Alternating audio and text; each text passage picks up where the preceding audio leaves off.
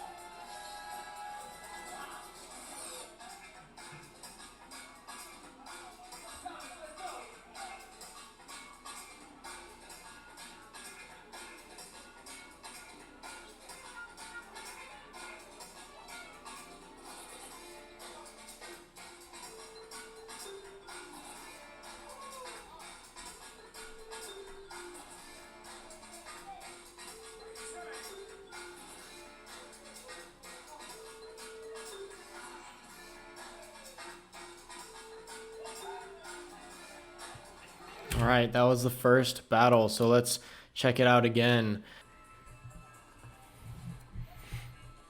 All right, so your opponent's grooving out.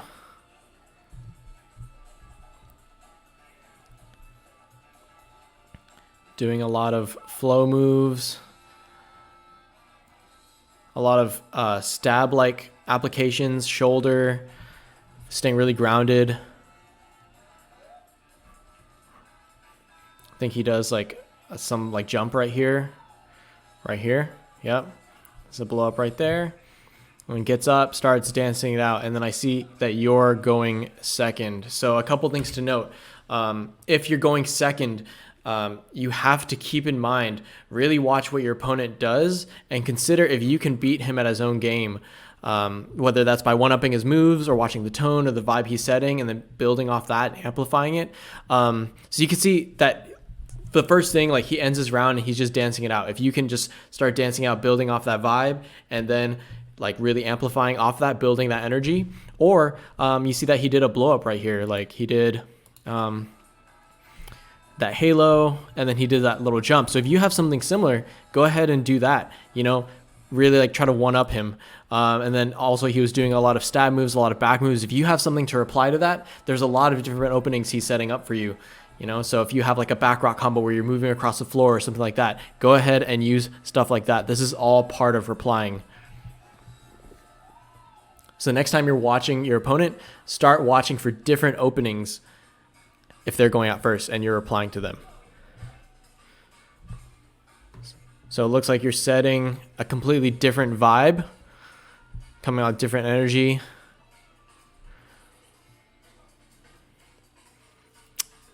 Missed that thread. All right.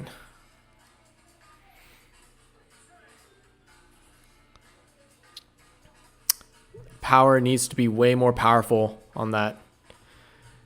And didn't quite stick that air freeze coming up. So it looks like you were replying to what he was doing with something completely different, which is fine. You can change the pace of a battle, but it has to be intentional. You have to go in there with the intention to change the pace of the battle. And you'll see what I mean in the later battles. When you're coming out here, it needs to like be some semblance of what he was doing, coming out and replying to it. Everything kind of seems a little bit rushed or choppy as a result. And I don't know if you actually felt rushed or not, but just remember the floor is yours. This time is allotted for you. So it's allotted for you and your round. So really make the most of it. Take your time. So you're playing with a lot more levels than your opponent was. You're going up, back down, doing a lot more like air freezes. But remember, like, you know, this last freeze, like this power and your last freeze, you have to stick your points if you're looking to win. You know, and then going back and just making like your intro. Was it your intro? No, it was here. When you're doing your power, it has to be way more explosive. You're coming out, that flare, it needs to be more explosive. That swipe, everything needs to be more explosive. You're trying to one-up him. So like you noticed he was doing a lot of grounded moves. You come out doing a flare, swipe, a lot of different levels. It needs to be explosive. You need to really stick that point. So if you're not going to really directly respond to what he's doing right here, then you really need to execute your round and really make that point that you're trying to make. So he's creating like a question, like an opening for you. Like, here's what I have. What do you got? You know, where you at? And then you can either answer it by really blow it up, or you can change the flow of it, right? So you have to be really intentional with your approach, you know, and it looks like, and from what I'm seeing in this battle, you're kind of like asking a question back to him, you know, or back to that, like that other crew, like what y'all got. I'm changing up the pace, you know. But if you're going to come out with something like that, you really need to stick your point. I can't emphasize that enough. I would say for this battle in particular, like, well, one, really work on making your power explosive, really sticking your freezes, especially that one at the end, that shoulder to handstand or that air freeze. And then also really just being cognizant of, you know, like, who's going first, who's going second, who's setting the tone, what role are you playing, right? So that's going to be kind of like the theme throughout all these battles. So let's check out battle number 2. We'll just watch the footage.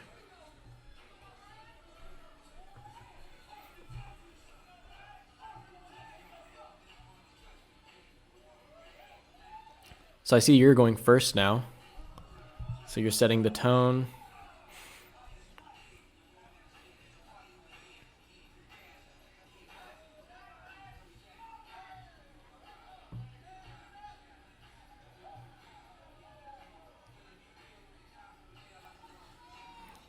All right.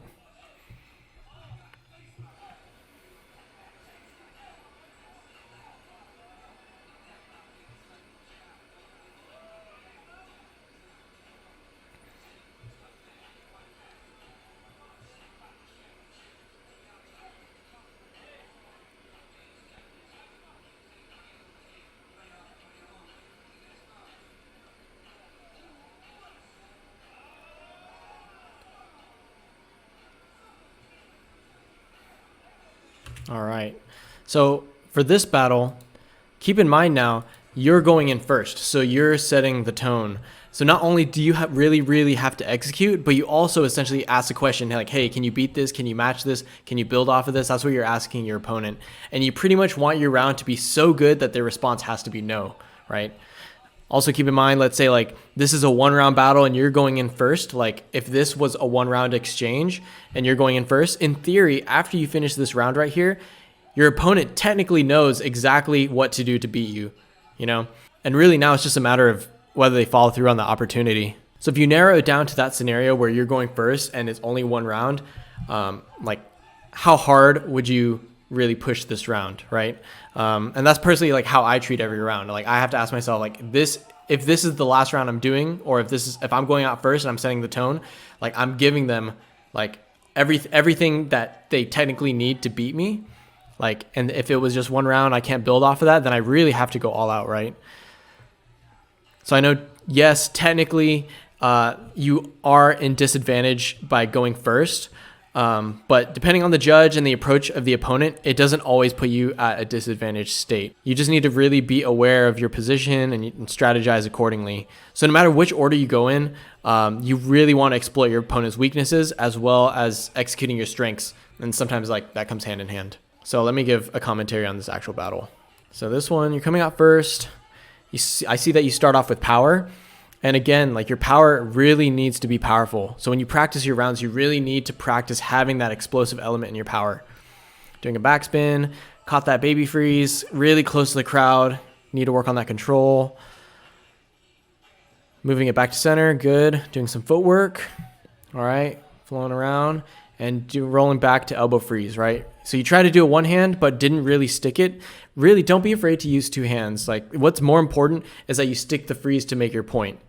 I know these freezes are difficult. I've been there before, but really just, you know, if as far as the battle goes, if you've been training like two-hand freezes and you haven't really been training one-hand freezes, like do the two-hand freeze. There's nothing wrong with that, right? As long as you stick the freeze to make your point, right? So now Dylan replies, comes in with a lot of confidence, kind of brings down the energy with this tops right here, but doesn't stay here for long. I think he goes into power to start as well, right? So this would be a reply to you. You started with power and like I will too. That's what he's saying. He comes out and he does a lot of variations right here.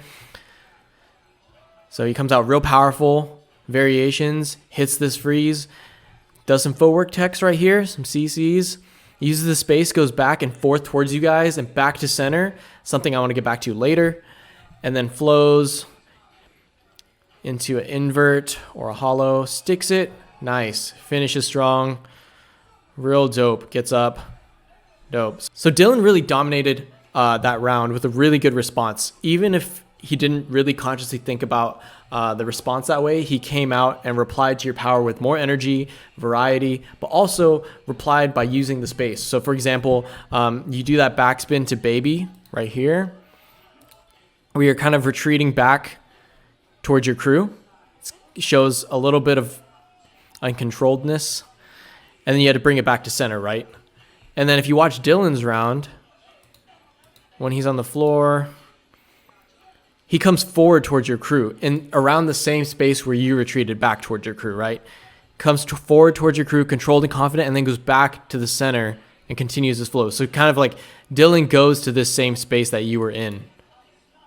So if you're doing power, like you start from here and you go into this space right here, he does footwork around this space, comes forward towards you guys in that same fashion, if that makes sense. So that was a really good reply. Came out real controlled, everything was on point, and continued his flow, right? So Dylan's round was actually a really good response and a really good example of how you should start thinking about how to approach as a response, right? So let's watch it again as a whole.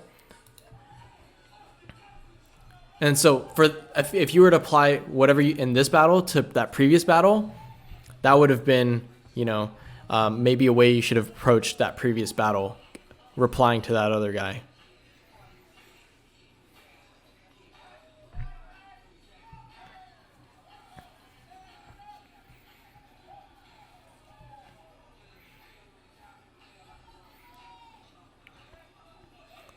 Yeah, so again, really good example of a reply.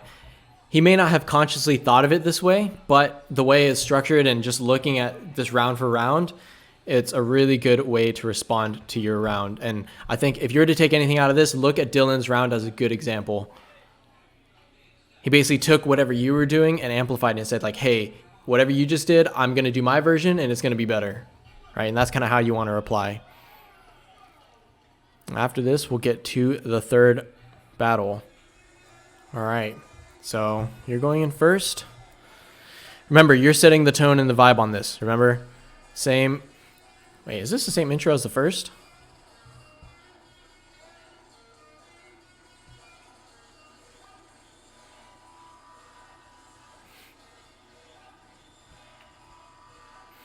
I think it's the same intro as the first. It's okay.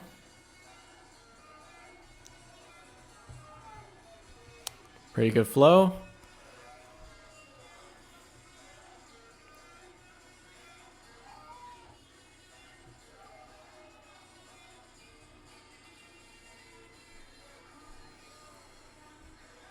Nice. Nice text. That would have been dope if she had repeated that pickup step, like that Zulu spin, and then pick up every single time on repeat. Dope. Listening to the music, hitting the beats. Ends in the same freeze that you ended in. All right, so actually let's watch this again. Was this the same intro as what you were doing? I recognize that little hop up, like skip up step. Bring the leg over, around, stutter step, pick up, thread, jump, sweep, pick up. All right, so was that the same thing?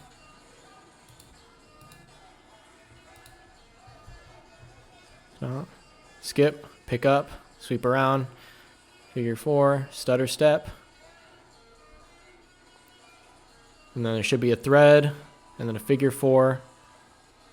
Oh, it's upgraded. Okay, here's the thread, figure 4, sweep, and pick up. All right, there it is. All right, so nice. It looks improved. This is better. So I see that you started adding things in between. Nice flow. I think you could have done a little bit more dynamic, a more dynamic freeze at the end, or found a clean way to get out of that baby freeze. So I like you do this hop right here into baby freeze. I think you could have done something a little bit more dynamic than a baby freeze, maybe like an elbow freeze or something like that. Or instead of a, if instead of a baby freeze or instead of another freeze, if you decided you want to do baby freeze, maybe a cleaner way out of it. It's kind of like stutter on your way up here, But other than that, pretty good round. Kept it pretty short, honestly. And knowing your arsenal personally, I probably would have added more dynamics. Since you're the first person going out, it really gives your opponent a hard time the more dynamics you add in there as well. So think about it like, oh, I came out with dynamics, musicality, originality, stuck it with this freeze. And now your opponent comes out with just power or footwork and just beats you in dynamics. So it's like, yeah, you beat me in that category, but I still beat you in musicality, originality, and I still stuck my freeze, But at the same time, you risk messing up by adding more stuff into your round. But I think that might be something you could practice intentionally, just stacking those elements of the dance into your rounds and really make yourself a tough person to battle. Right? So like adding more dynamics, listening to that music, originality, all that stuff, adding those elements when you practice. So that way when you battle, you can execute it as such. All right, it's a pretty decent round. So I would say for this, just by watching you around, I would say like really like take elements like musicality, dynamics, originality, and just try like when you bring it back to practice, try and mesh it together. Like next time you want to put your round together, like have something original. Like, is this am I able to control this to play with the music? Stuff like that, right? Is this dynamic enough? Am I giving my opponent enough opportunities to show me up? So let's watch Sarah's round. So Sarah's coming out. And she's really capitalizing on tops because your round was kind of lacking in tops. I don't know if you guys can hear the music with this microphone, but she's really listening to the music. I like this song. Probably can't hear the music, but comes out with footwork text, exploiting the fact that your round didn't have much footwork text either. Not only that, she's showing me as a viewer and potentially maybe the judges that you weren't really listening to the music and applying it to or applying the musicality to your round while she is. So like all these steps, once she gets on the ground, she's like playing with the music. She's like stepping to the beat, stepping to the rhythm right there. Forward text. Right here. Musicality. Musicality. Musicality right here. All of it. And then she ends in a baby freeze as a response to the baby freeze that you ended in. Gets up cleanly just like you. So now you can see like Sarah took a different approach from Dylan in the person following up your round. So both Dylan, the second battle, he followed up your round. And then this third battle, Sarah followed up your round. So both of them were replying to you. Two different types of responses. So the first one, Dylan approaches your round and says, hey, I saw what you did. I'm going to do it better with my own variations, more energy, all that stuff. Sarah decided to come out and really show you what you weren't doing and then execute it on that.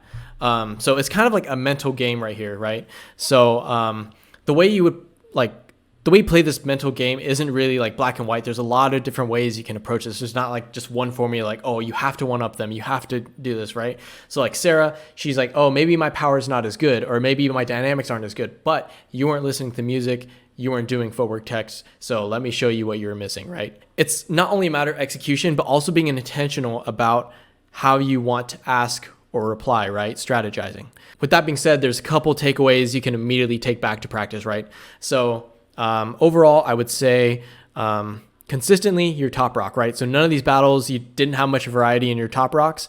And understandably, like if your top rock's not really a strong point, I wouldn't recommend you using it in a battle if you feel like it'll set you back. But if you're going to take it back to practice and really work on something, work on your tops. It sets the pace for your round and makes your round better as a whole, right? And then I think even in this first and second battle where you use power, it needs to be more explosive, right? So once you get into flare, swipe needs to come out way more powerful, right? So next time you want to work on power, try putting it in your rounds, making those really powerful. Same thing with sticking your freezes, really sticking those freezes. Same thing with this intro right here, doing this power needs to be explosive. When you work on power in your rounds is different than working on power moves alone. So when you apply it to your rounds, really come out explosive. Have that energy in your power. And then same thing with your freezes, stick your freezes, hold them with two hands. So you did this rollback. If you need to hold them with two hands, hold them with two hands. There's nothing wrong with that, but really work on sticking those freezes, just like this one right here. So both your rounds, the first one and second one, you came out, your power wasn't that explosive. You didn't stick that last freeze for both rounds. So you did this right here, come up, didn't quite stick it. And then this right here, didn't quite stick it either. Yeah, I would say continue drilling your basics from power to freeze combos, like that backspin to baby freeze right here. And just go working on that over and over again, like backspin to baby, backspin to baby. The key is not to do it until you get it. The key is to do it until you can't get it wrong, right? So that's probably like the biggest takeaways, like working on power, being more explosive and powerful when applied to your rounds, sticking those freezes in your rounds, consistency in your top rock. And I think, yeah, that's probably like the biggest takeaways I see as a whole from these three battles. And also, yeah, like understanding your role in a battle. And that's probably like the biggest thing. That's 4 things right now. Really understanding your role in a battle. That's like one really like underlying thing that, it's something, it's really hard to practice, right? But understanding your role in the battle, like, am I going first? Am I going second? If I go first or if I go second, like, what am I going to do? So I would suggest maybe running through rounds and battle people at practice, battle your crewmates, be mindful of who's questioning, who's replying, where can I one up this person? Like, where are they lacking that I can capitalize on? They don't have to go out first for you to ask them another question, right? So let's say if, like they go out first and they're asking you a question, maybe you don't have something to beat that, but you see where they're missing something, right? And then you can go in and capitalize on that. And you're asking them like, hey, do you have this? So like perfect example would be the last battle. Like Sarah, she didn't really reply to your dynamics or anything like that. She came out with footwork, musicality, and said, hey, what about this? Do you have this? If you had gone another round, would you have replied to that, right?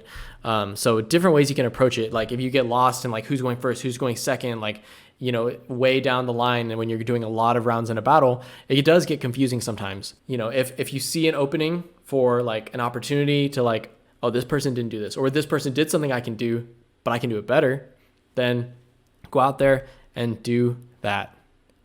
So other than that, I think these battles, pretty good battles, great example of who's going in first, who's replying, stuff like that. So with that being said, guys, I really hope you enjoyed the video. Be sure to like and subscribe, hit the bell, really helps me out a lot. If there's something that you took away from this battle, let me know in the comments. If there's something, maybe a point I may have missed, or if there's something that you felt was really important that resonated with you, drop it in the comments below. But other than that, I know I did a lot of talking in this one. So if you're interested in having your battle or practice footage analyzed, feel free to send me a message on my Instagram. My handle will be down here. If you want to keep it private, let me know. But if you see an opportunity where this could help people, let me know if you're open to sharing. I think there are a lot more takeaways from these than people realize. Again, if you like this video, hit the like button, subscribe, and don't forget to hit the bell. I really appreciate you watching all the way to the end, and I hope this helps you on your break journey. I will see you guys in the next video. Bye.